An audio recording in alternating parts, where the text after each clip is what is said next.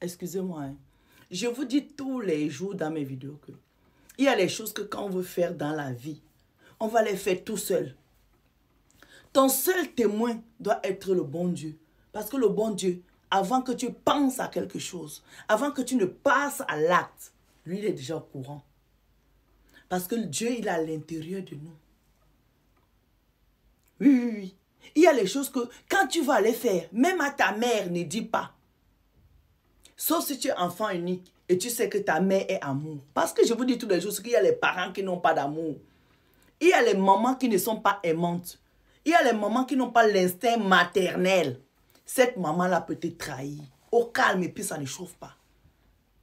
Il y a les mamans qui sont très fusionnelles avec les enfants. Elles vont garder ton secret. Donc, quand tu as repéré que le genre de maman que tu as là peut répéter ton histoire, tu ne lui dis pas ta chose. Tu vas avec ton seul témoin, c'est Dieu. Vos histoires d'amitié à 2 balles là, arrêtez-moi ça. L'histoire que je vais vous raconter ici, je vais la faire en 2 parties. Parce qu'elle est longue. C'est une jeune fille qui a ses parents qui sont diplomates. Ils sont aux États-Unis. Elle-même me dit, Madame Sol, j'étais tellement têtue que mes parents m'ont enlevé des États-Unis. Ils m'ont envoyé étudier en Afrique du Sud. En Afrique du Sud, là-bas, j'avais un tuteur, un expatrié américain qui avait sa femme africaine. Qui était, on avait l'écart de 3 ans d'écart. Donc, c'était comme une grande sœur à moi. Quand j'arrive en Afrique du Sud, j'étudie dans l'université où il y a les enfants des présidents, des ministres, des directeurs, des ci, maman. Elle-même, elle est bobo. Donc, elle est avec les enfants bobo. Elle me dit, Madame Sol, ce que je ne savais pas, c'est que la femme de mon parrain, là, c'était le genre de jeune fille qui faisait le genre que quand les expatriés viennent chez elle, qu'elle fait un gala, elle fait quelque chose, elle faisait comme si elle veut brancher les filles. Moi, je ne savais pas. Après, j'ai compris que c'était son comme ça. Dès que quelqu'un lui dit que la fille là me plaît, elle fait les... Vous savez, dans le plat, elle fait ses trucs, vous avez compris. Moi, je ne savais pas. Mais après, j'ai compris. À l'université où moi j'étudiais, il y avait les enfants des présidents. Il y avait les enfants des ministres. Il y avait les enfants des directeurs. Il y avait ci, il y avait ça.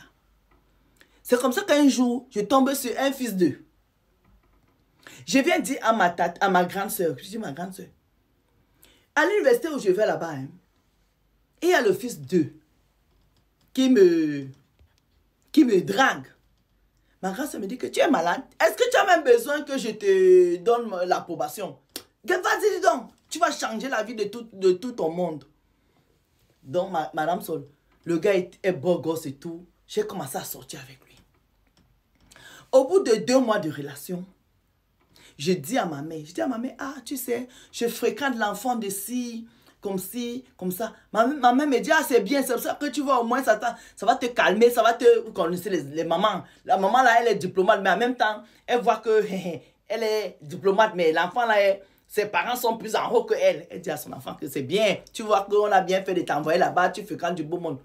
Elle me dit, Madame Sol, au bout de 6 mois de relation, ma grande soeur, donc ma marraine, me dit qu'il faut que je tombe enceinte. Je lui dis, je tombe enceinte comment? Elle me dit, oui.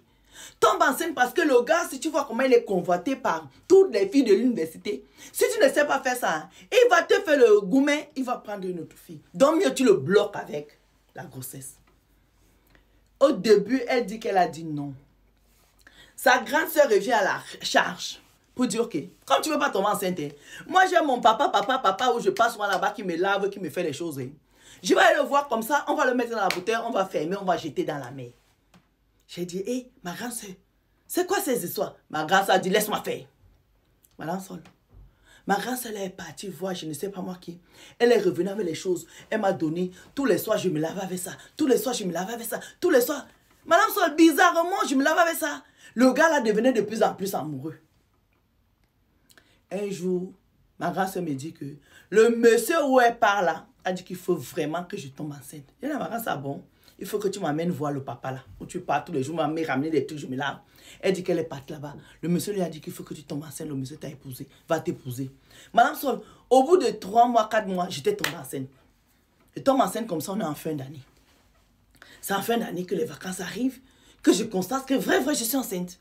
J'annonce d'abord la grossesse à ma marraine. Je lui dis, elle est toute contente. Et j'appelle ma mère aux États-Unis. Je dis à ma mère que, ah maman, on dirait que je suis enceinte. Mais ce n'est pas sûr. Ma mère me dit, va voir le médecin.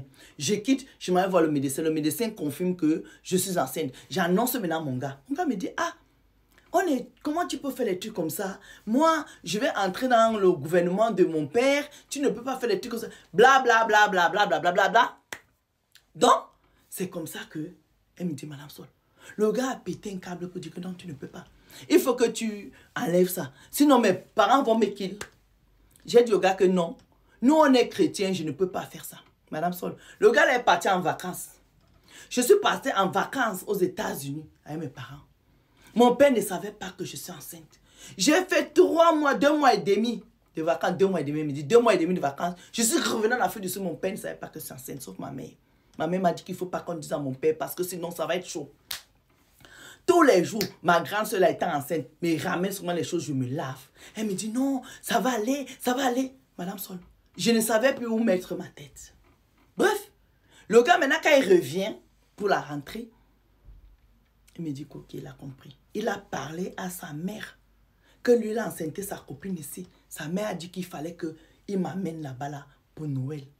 Madame Sol, c'est comme ça que quand je reviens ici, on revient. Ses parents nous envoient les billets, on va là-bas pour Noël. Ses parents invitent mes parents, ils viennent pour Noël, Madame Sol. Et c'est comme ça que je rentre dans la famille. Ma tata commence à dire pourquoi on a invité mes parents, on ne l'a pas invité, tout ça. Je dis à tata, calme-toi. Le moment viendra. Madame Sol est revenue. Mes parents ont négocié avec le père de mon gars. J'ai continué à aller à l'école avec mon ventre et tout. Madame Sol, quand j'ai accouché, il m'a envoyé accoucher à Paris. Mon gars était avec moi. Madame Sol, c'était tellement beau. J'étais aux anges. On ne m'a pas épousée. On ne m'a pas fait toquer porte. Ma grande soeur, ma marraine me dit, il faut que je tombe enceinte pour la 2e fois. Je lui ai dit, je ne peux pas. Moi, j'ai accouché. On ne m'a même pas fait toquer porte. On ne m'a rien dit. On a seulement vu mes parents. Je ne peux pas continuer comme ça. Il faut que moi, je continue mes études. Madame Sol, c'est comme ça que j'ai laissé l'enfant à ma belle-mère. J'ai continué mes études. Quand j'ai continué mes études, ma grande soeur me dit qu'il faut que je tombe enceinte. Madame Sol, je tombe encore enceinte. Je rentre dans ce guet-apens, je tombe enceinte. Tous les jours, il faut qu'on aille voir le monsieur là. Il faut que le monsieur là te lave. Le monsieur là a dit que, Madame Sol, quand je tombe enceinte, je dis encore, 2e grossesse, on me fait toquer porte, on me dote. Avant que la grossesse ne sorte, parce que le papa dit qu'il ne peut pas faire 2 enfants comme ça, c'est pas possible. Donc, son fils a décidé que c'est sa femme. Madame, c'est comme ça qu'on m'épouse. J'accouche le 2e enfant. Quand j'accouche le 2e enfant, je vais à Paris accoucher le 2e enfant. Je prends ma marraine avec sa fille. J'amène à Paris. On fait 3 mois. Madame Sol, c'est comme ça que je laisse mes études tomber.